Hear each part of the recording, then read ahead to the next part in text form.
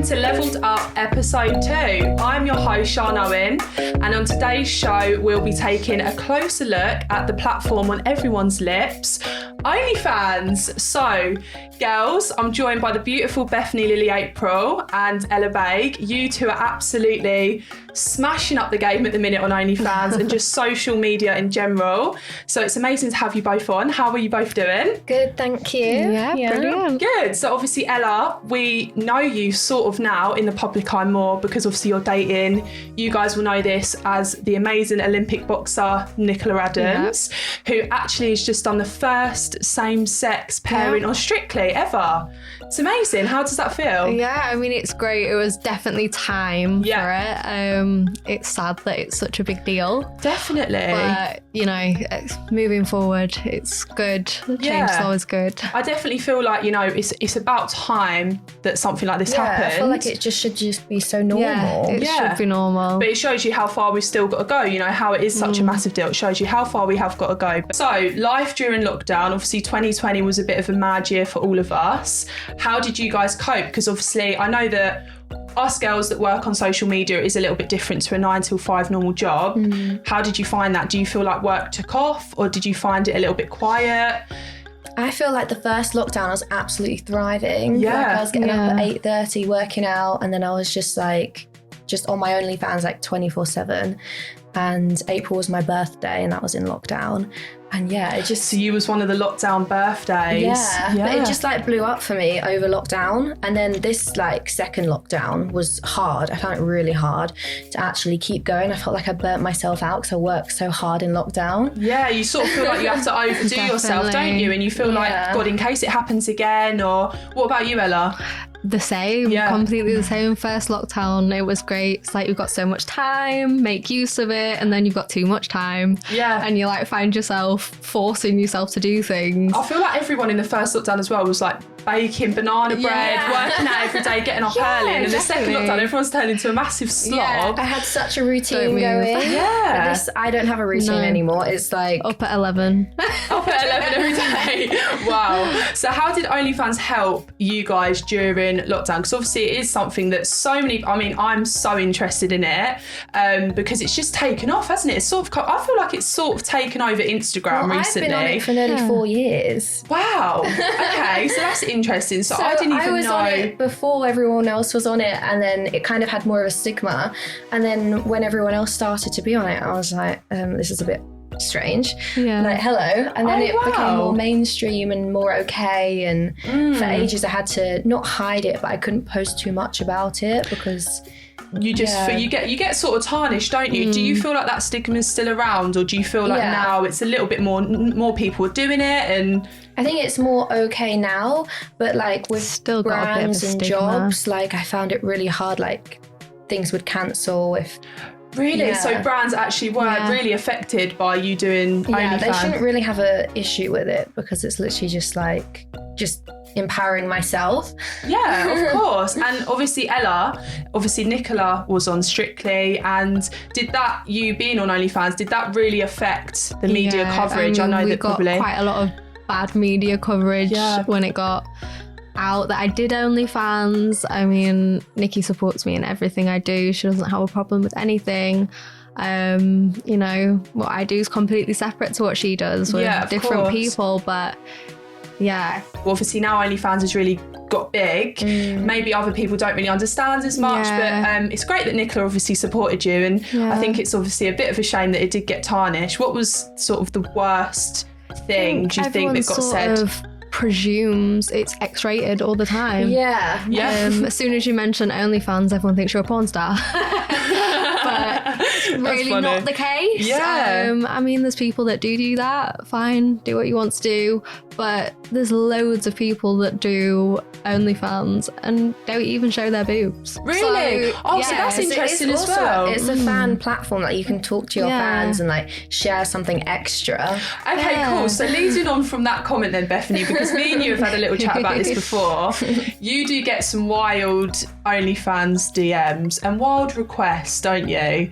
And sometimes, it's weird because I don't know what certain things are. There's like something called like JOI, and I was like, oh wow, sorry, what's a JOI? Does Ella know what this? I feel like Ella knows what this is. Can we talk about this? I didn't know what it was. I had to ask the guy who was asking me. I was like, what is this? Okay, wait. So everyone listening now, either search this into Urban Dictionary or I need an explanation. What is JOI? Jerk off instructions. Okay.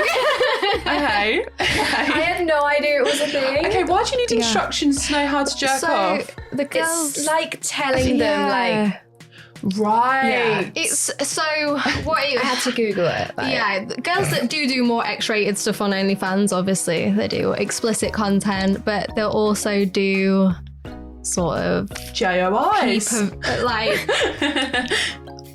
I don't know, like instructional videos. So like a girl would watch and I want you to do this, I want you to do that. So okay, so I feel like there's a lot more to OnlyFans that I didn't know, and I'm sure the listeners, I don't think you guys probably would have known this, but it's great to talk to you guys about. You're giving us a real insight into OnlyFans. But it's strange because like people think we're in the industry, but then actually I had no idea what this was. Yeah, so you're searching up on your phone as well. So many different types of people that are in the industry and that have different sort of fetishes as well. Like, cum tributes. Oh, okay. What is this? Let's talk about this. What was that, Beth? Cum tribute. Okay, what does this mean? Episode 2 of Leveled Up the Podcast, we are just talking about sex for 45 minutes. Yeah, it's just where they just like specifically come for you, I guess. Oh, does that make you feel special? I do not accept cum tributes. Oh, wow, okay, well, that's great. I mean, you do in your house is your business. There you go. Obviously, there's like dick ratings. Yeah, I get so many people asking me about that. Do you feel like you have to be a little bit more generous? Or do you? Because I feel like Beth, I don't do them. Oh, so Ella doesn't do them. No, but Beth, I feel like, oh, okay, you don't do them either. I feel like if you did do them, you'd be very honest. You'd be too honest. I know. I think I'd lose more fans maybe. Yeah, because she's a very honest girl, Beth. And I think as well, you know, when I first met you, you've got an amazing social media following. Are you at 1.3 now million? 3.4. Yeah. Oh, okay. Sorry, rewind. 3.4 million. Okay. Wow, that is amazing. So where did it all come from? Where did you get brought up? Did you always want to be a model, or where did it all come from? How did it all start? I wasn't sure about it, but when I was 18, that's when I started like Page 3 and all the magazines, like Zoom. And then I kind of took a break when I was like 19, 20. And then just before I turned 21, that's when I started my OnlyFans. Wow, so you've been doing it for a long time now. So I've been on Instagram for like 6 years. Oh my goodness. My Instagram's about 2 years old. Wow. I feel like it's crazy, isn't it? Because you can really, when you speak to people and they've got a massive following, sometimes, you know, they might have gone on a big reality show, they've sort of woken up with all these followers. I kind of get asked that a lot, like, oh, where were you from? Like, have you done a reality show? But what people forget about social media is just like you're supposed to be social, like you need to interact with people. Yeah, of course. And I felt like I was really good at that last year. Like I was always like doing questions and polls and always talking on my story, always replying to the comments. Yeah. Do you feel like that really boosted your social media page? Did that really? Just being engaged with everyone online, because that's what it's supposed to be. That's what you guys want to do. You want to talk to these girls and just have a chat, don't you? And make friends. And it is amazing what social media opens up. Yeah. I've literally got like so many friends from around the world that are all like on OnlyFans and they're models as well. And we all talk, and like that's what people don't understand. We actually all talk. You're all friends. OnlyFans is like a community. So there's an OnlyFans community. Wow. Is there like specific categories? So clicks. I know. So is there like the feet click, and there's like the feet fetish click, and then there's the sort of JOI click? I think everyone sort of just talks to each other. Gets on. Like, I'm friends with people that do a lot more content than me. Yeah, I've got loads of like porn star friends in America, like smashing it like big time. Yeah. So where does the sort of line draw for you when it comes to that? Do you sort of think, I want to do this. This is a way for me to make income. You know, it makes me happy. I enjoy creating this content. where do you think that's an individual decision for you to think this is how far I will go with it? Yeah. And, you know, and it's fine what anyone else wants to do, but this is my sort of limit. I think there's definitely a lot of pressure to do more, and then you just 100%. Have to know what you want to do. You have to be just comfortable. And I guess it's with easy, right? When you're there, you think might as well slip off the phone. While I'm here. When you're in your bedroom and no one's there, that's the thing. Like nobody's actually there when you're doing it. Yeah. Like, so you can start feeling a bit sexy, and then you think, do you know what? I've had conversations with so many friends that have been like, I'm debating doing a bit more explicit content just because I'll make a bit more money, or I don't know. And it's just like, you don't need to. You just need to do what you're comfortable with. Exactly. And I think that's be comfortable with what you're doing. Because once it's there, it's there. Because I think there were like a few once times, it's out, it is out. It's out. In my like past modelling, like topless modelling career, like there was a few times where I was not comfortable at all. Really? And I felt pressured because like the thing is that was like male dominant. Yeah. Like the photographer was a man, like the guy that ran the agency was a man, and I just like you felt more pressured. Even like starting at 18, I don't think I was old enough. Really? Yeah, you're quite naive it affected at 18. me, so much. Definitely. Especially when I was just doing topless modelling and then like videos of just like boobs. I didn't think that was like worthy enough to be on a porn site. Really? That's really interesting. People were reposting it on like different websites, and I was just like, I don't understand, because I'm not doing porn. Like, why am I on this website? Yeah. I was just a bit confused. And then like when I get to like 20 and I wanted to do things with the they were like, no, because you're on this porn site. And I was like, but it wasn't for the porn site. But it's fine if you're just in a magazine. Yeah. Once it like overstepped that level, it's in there then. Yeah, it's ridiculous, really. And then like that's you now, like that's you. You are labelled. You are tarnished with that brush. Definitely. So what about you, Ella? Where did it all start for you? Have you always wanted to do modelling? Because obviously from the accent, you are from Leeds. Yeah. So did you get brought up in Leeds? How did you get into it all? Well, to be honest, I did always want to get into modelling, but it never really was something I thought I could get into at all. Why? Like, well, my height. So me and Ella, just a little, you guys that aren't watching the video and just listen to this. Ella is, how tall are you, Ella? I'm 4'8". Okay, so Ella is so 4'8" and I'm 6 foot. I've actually got heels on today. We look and me and hilarious Ella next to each other. Hilarious. Together, when we walk down the street, we just look like little and large, just literally crazy. the size of your legs.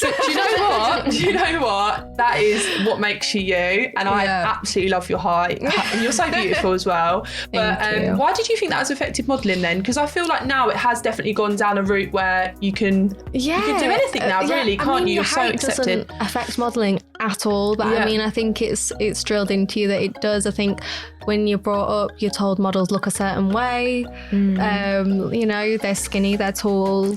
They don't have all big shapes boobs, and sizes. You know, they're not curvy or anything. And now it's changing so much. Anyone's body shape could be a model. Yeah, they were like it's more commercial, like to be like smaller now. Yeah, like petite. Yeah, well, great for me because I'm anything but petite. No, I think that's really interesting. I definitely think when I was younger personally, and you start off modelling, you've got those like real skinny sort of slim girls that was just so in trend, and everyone wanted to be skinny, and everyone wanted that. And now it's all about the bums and the boobs and all being a bit bigger. And I think, you know, as two confident, beautiful women, have you struggled a little bit with how the trends of female bodies are not trends? No. Can I just say this? Everyone's shape is different. Yeah, you cannot. Everyone's shape is different. The amount of comments I got that was like, oh, you're shaped like a letter P. And I was just like, I've got like a decent bum, like it's just not huge. Yeah, like just because I've like got huge boobs. If I was like flat chested, then I'd be like fine. Yeah, but that's it though, isn't it? So Beth, your boobs are natural. Yeah. And Beth's boobs, can I just say, are amazing. 10 out of 10. I mean, gorgeous. And yeah, so obviously you've experienced a bit of body negative comments towards your body and sort of things like that, and obviously you have as well, Ella, for your height, and I have as well for my height, so I think we're definitely going in the right direction. Do you agree with that? Yeah, precisely. Like with modelling now, it should be just representing all women and all sizes, and you're seeing it more as well, aren't you, on Instagram, you know, with all shapes and sizes, everything, it's going in a great way. I think that is the one good thing about Instagram, is you really get a variety of bodies. I know there's like an issue with Photoshop and things. But at least there is a variety. Yeah, definitely, 100%. So being sexy and creating content obviously online is a big part of you girls' job, career, what you guys do. You both have a lot of real sexy content on your pages, I must say. When me and the boyfriend are sat watching a film and I'm in a onesie, hair up, no makeup on, and I'm having a little scroll and the beautiful Beth or Ella pop up. No, but Ella's smashing it on TikTok and Beth's just there looking gorgeous. I'm like, quick, scroll. Yeah, but you know what I look like at that time. Yeah, I'm actually just exactly like you. Well, we was laughing earlier, weren't we? Because we know each other anyway, obviously. And me and Beth were laughing because Beth's close friends on Instagram is the best thing ever. I have a separate story just for my friends. Yeah, I love it, and it's so real, and it's like she's got two separate Instagrams. It's like two separate people. I do actually have two separate Instagrams. Oh, I need the other one then. Yeah, I do. Well, I enjoy it because I'm scrolling on the stories and it's Beth looking gorgeous, posing, and then I scroll next, it's on close friends, and she's there with a bun up, like eating food. What was that like? I had to delete it off my close friends because I was like, it was far. Like 2 a.m. and I was like, did Sid Vicious really kill his girlfriend though? I actually know how to delete that one. Sometimes you take it a bit far on the close friends, but I'm here for it. I absolutely love it. I'm just a very open person. Like I am just really open with people who I know. That's amazing. I think that's a really nice quality, and I think, you know, it's lovely that Instagram have brought out close friends now, because obviously you can have that privacy. I mean, I've got a close friends that pops off. A lot of my friends actually just didn't want to watch my story because they were just like, it's literally just like, it's work at the end of the day. Your Instagram, it's just boobies everywhere, boobs everywhere. It's not like, you know, if you've got Instagram just to have Instagram, you post what you want, your friends see what you're doing. When you have Instagram for work, you're posting for that. Yeah, I think that's so true. Like, when you treat Instagram as work, definitely when you work in the industry, you do treat Instagram as work, and it's nice to have that sort of escape. I know a lot of the girls in the industry do have private Instagrams. Is that something what you girls have? I know, Beth, you just said you got another one. I don't have a private Instagram, but I just have like a second account where I just post more of like my family. Well, not my family, but things I do with my family, my dogs. Yeah, things like you do love your dogs, and you love your dogs as well. Ella, we were saying earlier that your dog is just absolutely huge. Humongous. He's actually bigger than me. Yeah, you would think that you'd have a little dog, but your dog is massive. I love big dogs. Like, I don't like little dogs. I've never. Yeah, you know, I'm a big dog girl as well. You know, what about you? Are you a cat girl? No, I've got two dogs. Oh, okay, so you're a medium-sized dog, or well, I've got cockapoos, so they're like medium. But I definitely want a Dalmatian. Oh, hard work. Like, just like a big dog. That's really cute. The thing I love about my big dog is he's lazy. So I have a big dog that only needs a short little walk. He'll sleep all day. He'll have a lion. It's great. Perfect dog. It sounds like it's a bit of you. Well, obviously creating content on Instagram is very sexy. When you're not posting about your dogs, you're posting gorgeous photos.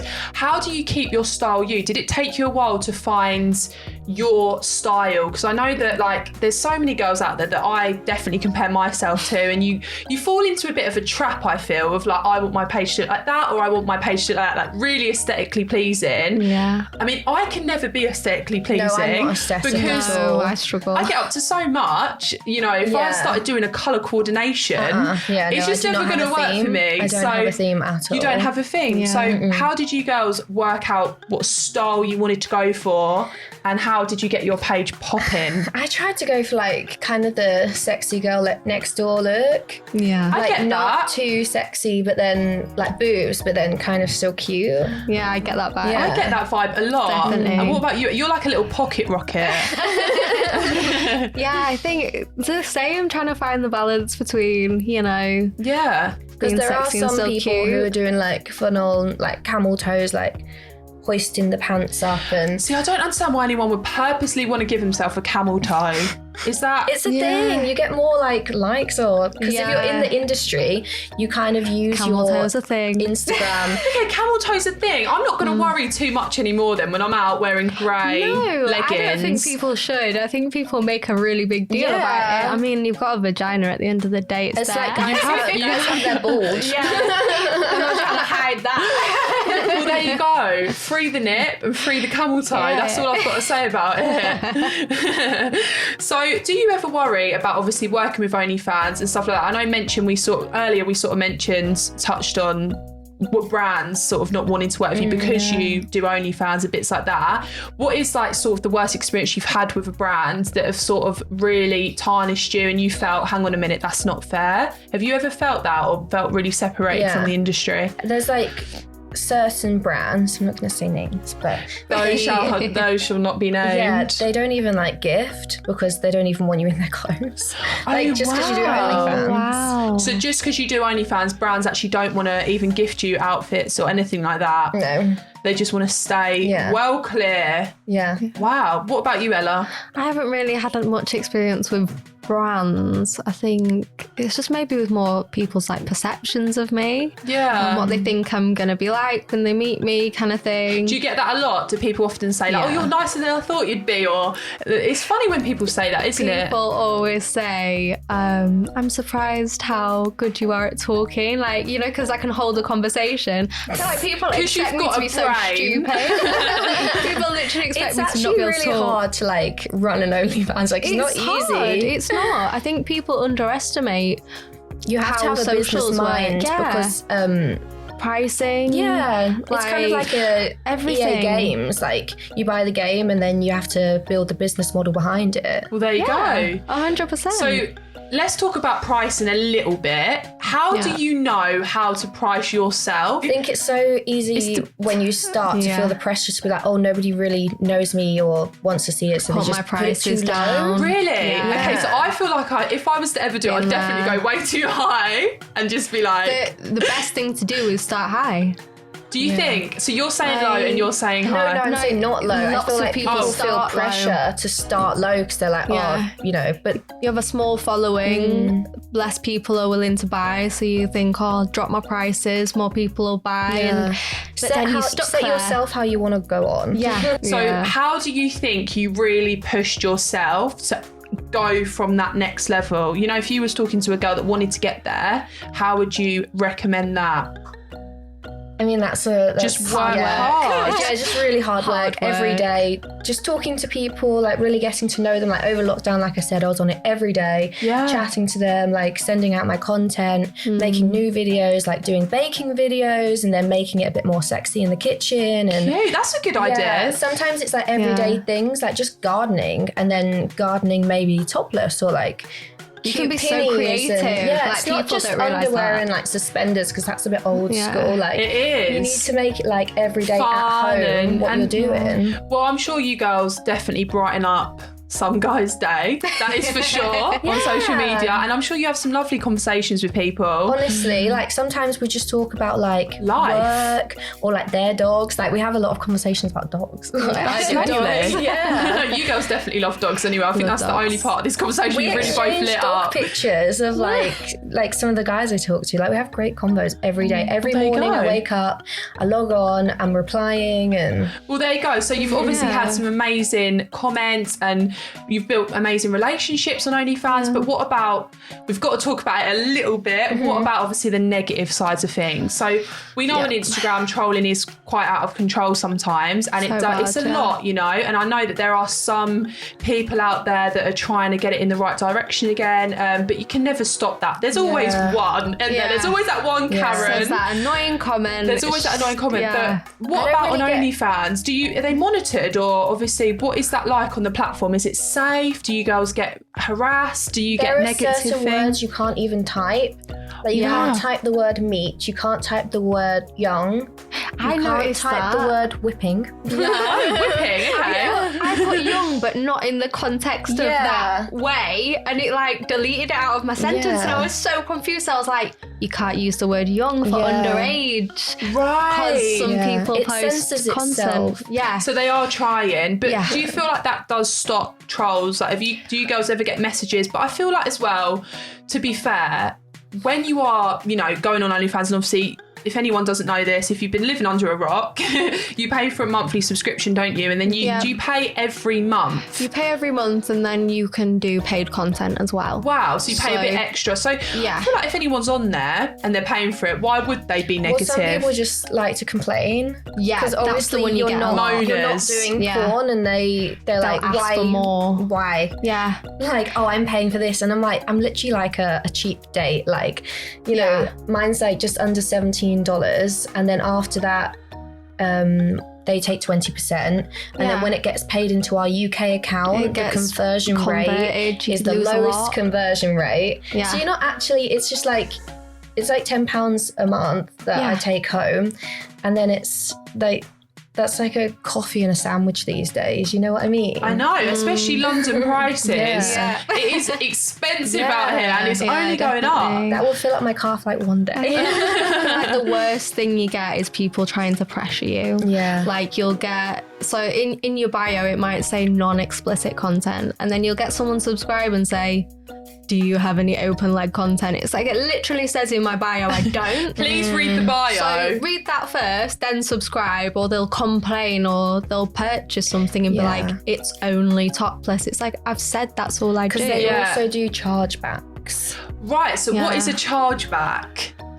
Just when sometimes people create like different accounts and then complain to the bank, and then they get their money back, and it's like, you've literally just seen all my content. Or they'll do that and then take it all and leak it. So it is hard work, you know. So you can actually get a refund on OnlyFans now. I did not know that. That is annoying for you girls. Complained hard enough. And you complain hard enough. There's always, as we said, a one Karen, isn't there, out there? But I feel like some people do it to troll you. Like, they get your content just to like lower you online, because they're like, oh, put it out for free so she doesn't actually like make money anymore. Like, people do that. I pay busybodies for like a yearly lawyer. She's based in Australia, and I pay her like once a year, and she like helps me like remove content and stuff. Oh wow, so that's so you've even got to have a lawyer for OnlyFans just to keep it, to file all my DMCAs, because the links that she sends me like once a week, it's about probably like 25 links to 50 links. Wow. People reposting your pictures. That just like aren't, not allowed and stuff. That's why I always say, once it's out, it's out. Once it's out, it is out. Even though you're not actually allowed to take someone's OnlyFans content and use it,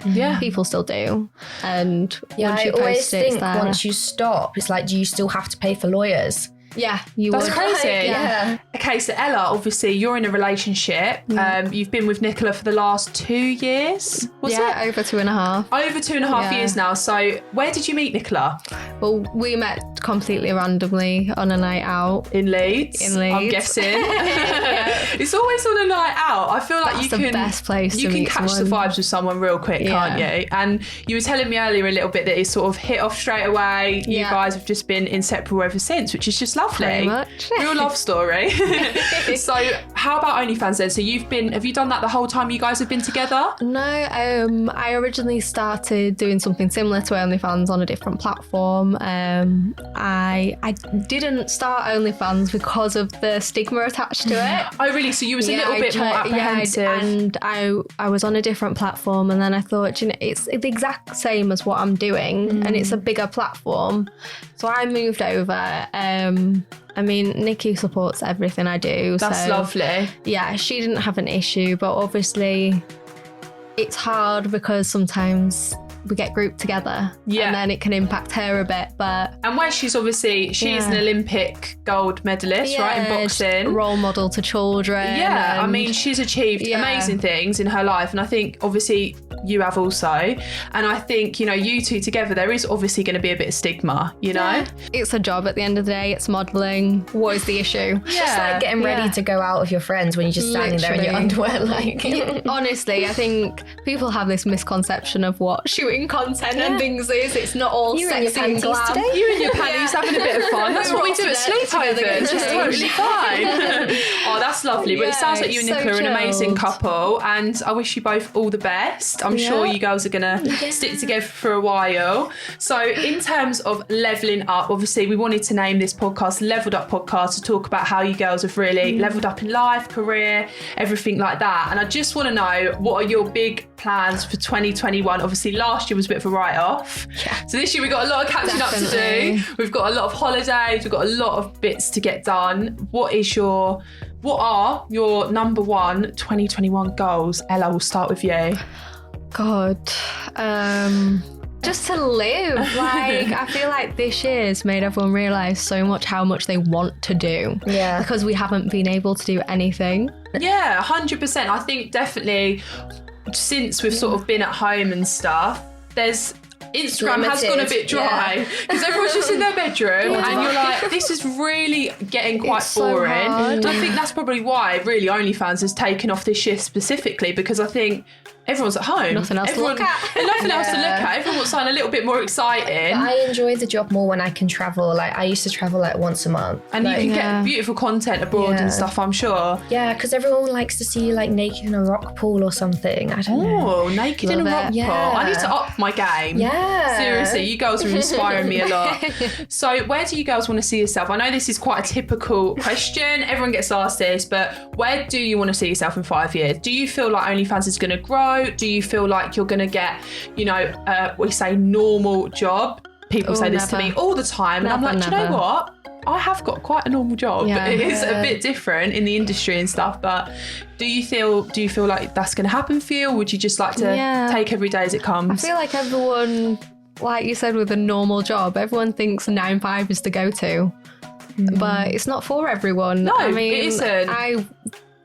I love what I do and it's fun. And well, I used to work in finance. Like, that was my first job, so I can't. You can't go back to that life. As a waitress, tell me about it. Oh wow! So you was a waitress and you was in finance. Just be smart with your money at the moment. Like, I don't spend like crazy, invest, save, and then hopefully money will make money in the future. What is it they say? Collect the pennies and the pounds will follow. Is that it? I always get sayings wrong. No idea. Is that right? Yeah, collect the pennies and the pounds will follow. Sounds about right. Yeah. Okay, so that's you two's advice for today as well. So, well, it's been so lovely having you both on. I've really enjoyed it, and I feel like I've got to know you so much. I've got to know behind the OnlyFans. We've got some real sneak previews of just everything. So thank you so much coming on, Bethany and Ella, and sharing your amazing experiences, and thank you to the listeners as well for listening, and we'll see you on the next ep. Bye. Thank you for having us.